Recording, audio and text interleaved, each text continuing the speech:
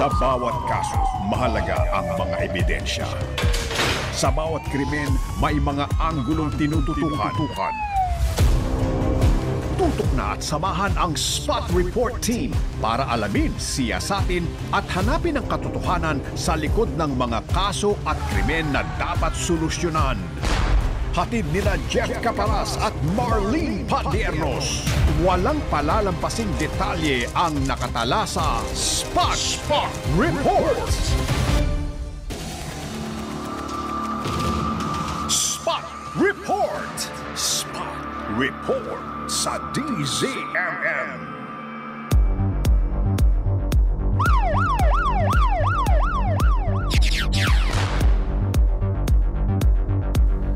Magandang gabi, kapamilya, kaserbisyo.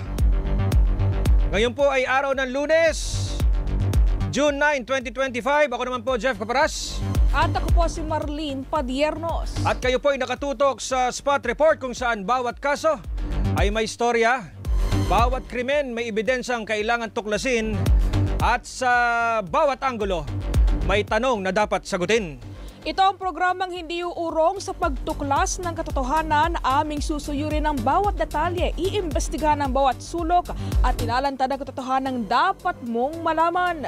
Bawat kaso aming tututukan. Ako po muli, Jeff Caparas. Lahat ng ebidensya aming susuriin. Ako naman si Marlene Padiernos. At ito ang Spot Report.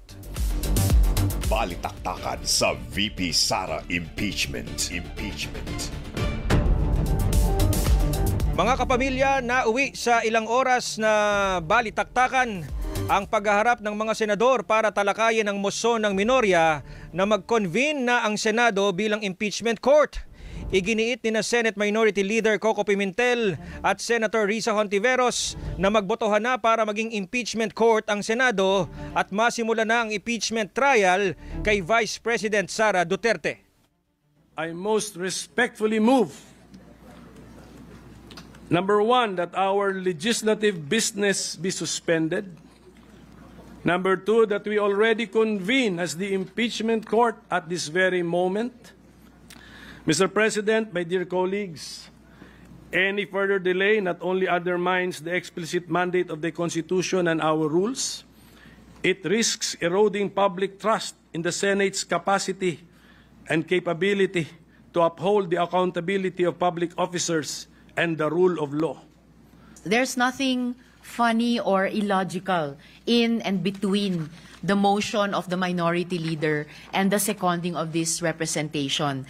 The motion of the minority leader is to convene at this very moment. That is what is to be subjected to a vote. Now, instead of on Wednesday. To convene at all is not to be voted upon. Sa usaping yan, sundin lang natin ang konstitusyon. Sumang-ayon naman si Senator Juan Miguel Zubiri habang iginiit ni Senator Joel Villanueva na pwedeng sundin ang schedule sa June 11. Pero bilang senador, Mr. President, we must do our constitutional mandate with due respect to all those concerned. Mandato natin sa Constitution yan. Whatever the outcome of the trial, you end up voting. Huwag na po natin patagalin pa. It would also mean, Mr. President, that we assume that the impeachment proceeding, the articles of impeachment had already been referred, Mr. President, because we have not. I don't see any reason, Mr. President, why we should convene now than on Wednesday. Giit naman ni Senator De La Rosa, susunod siya sa magiging desisyon ni Senate President Cheese Escudero. I support you, Mr. President, kung anong gusto natin schedule.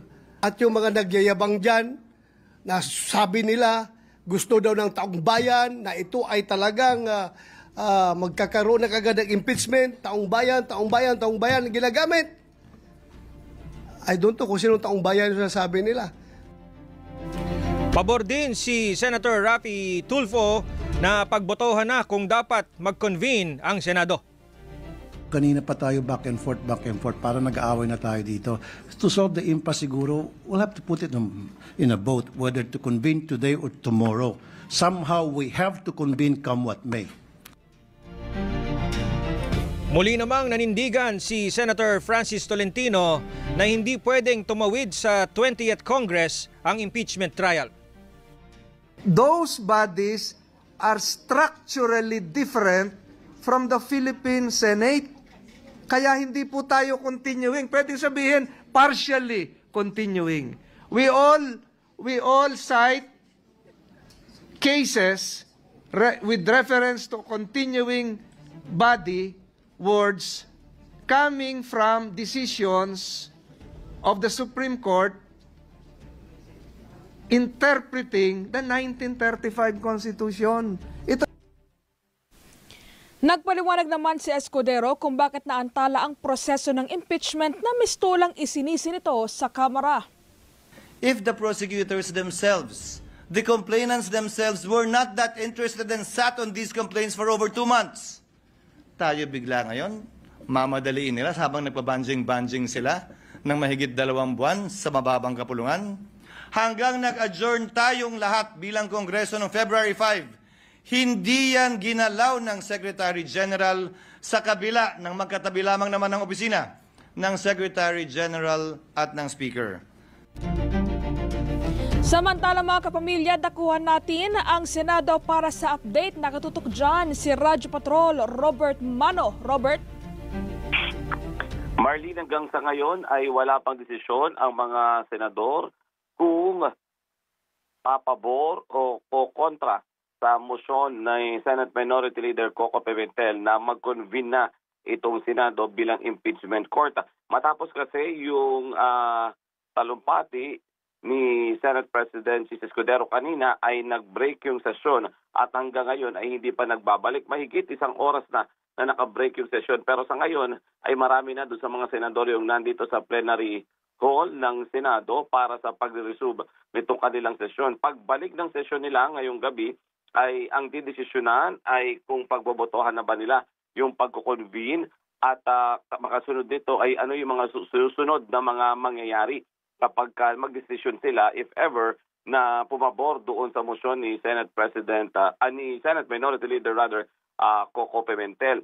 Doon sa resolution o doon sa isinusulong ni Senator Coco Pimentel, binabanggit niya dito na panahon na para tumalima sa iniuutos ng saligang batas na dapat ay aksyonan ng Senado ang anumang impeachment complaint na inihain sa kanila. Iba-iba nga yung mga naging reaksyon ng mga senador kanina at matapos yung talumpati ni Senate President Chis Escudero ay nagdiskusyon din sa mismong session hall itong mga senador at matapos nito ay hindi pa rin sila nagbabalik sa ngayon. Bagamat ilan doon sa mga naulinigan natin kanina ay binabanggit ni Senate President Chis Escudero na dapat ay mabasa ng mga prosecutor yung nilalaman ng articles of impeachment.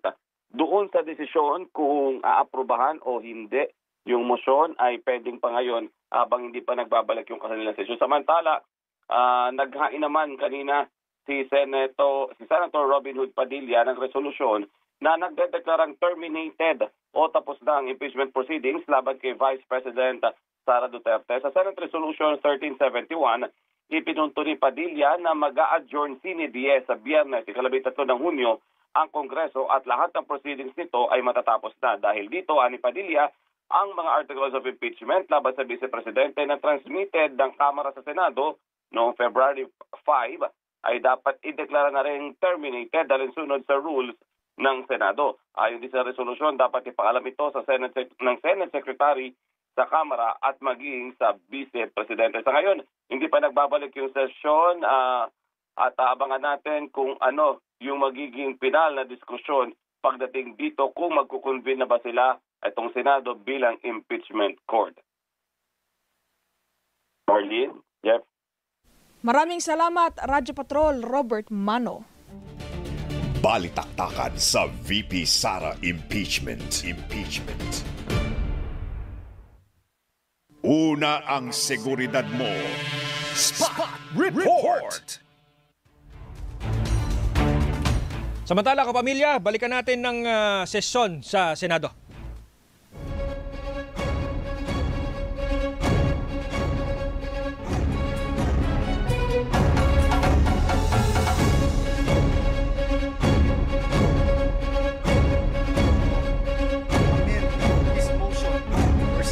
President. And so with that, Mr. President, at this juncture, may I move to refer the verified complaint for impeachment against Vice President Sara Zimmerman Duterte to the Committee on Rules. I so move, Mr. President.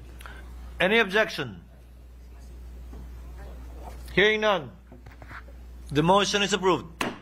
Thank you very much, Mr. President. Mr. President, in view of the referral of the verified complaint, may I respectfully move that the Senate President take his oath as presiding officer. I so move, Mr. President. What is the pleasure of the Honorable De La Rosa?